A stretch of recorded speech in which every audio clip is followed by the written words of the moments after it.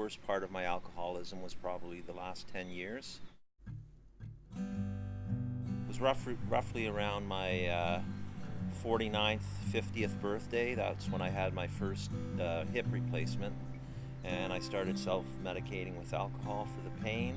Then I had major open heart surgery, and after that I really fell into a pretty bad depression, and I kind of never really got over it. So it was 10 years, and it was pretty much a downhill slide. And my wife, she had put the seed in my head about CHRC and sent me the link, but I guess I still wasn't ready at that point. And then about 2 weeks before I came in here, we had a meeting, and basically they told me that they really think that this is the place for me to come to get better.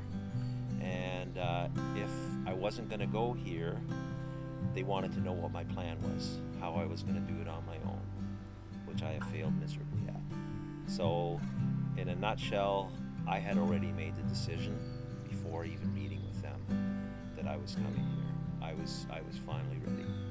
To be quite honest with you, I was pretty terrified when I walked through those front doors when my sons dropped me off. You know, you have these images in your mind about rehab, you know, like all those stereotypes, which is totally not the case. You know, so that first day I unpacked, and by 5 o'clock I had repacked and I was ready to leave.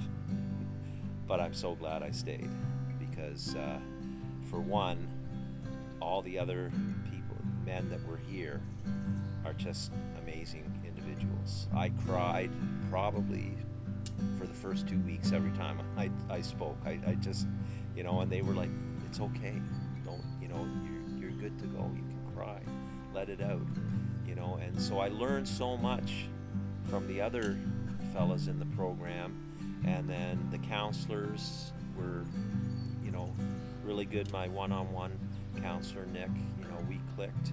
He knew I needed to get it out, and he was always there for me. The nutrition, like, top-notch with what they're doing. I weighed 301 pounds when I got in here. This morning I was 270, so I dropped 31 pounds. My resting heart rate when I walked through the doors was 90 beats per minute. This morning at 5 o'clock in the morning, it was 62 beats per minute. So for a guy that has an artificial heart valve, that's pretty good.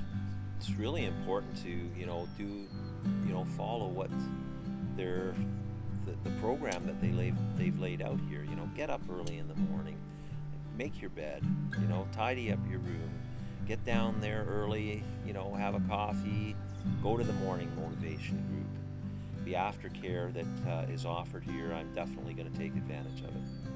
You know, I'll be phoning, and, you know, I have a journal that I journaled every day, and I will be reviewing that, and I'll be going over my whole binder again. You know, I really, for quite a few years now, I was just going through the motions, you know, and I really wasn't living. I wasn't enjoying, you know, any of the experiences, and I'm really excited. You know, so there's so many things to look forward to, and the most important thing is to work on myself, to make myself better, and once I'm better, I can be that much better for everybody else. But I learned in here that it is possible to come in, you know, to come in before you hit rock bottom.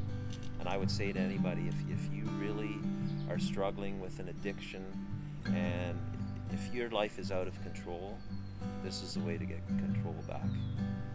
Make sure you don't have any regrets. Give it everything you've got, and you will get so much out of the program.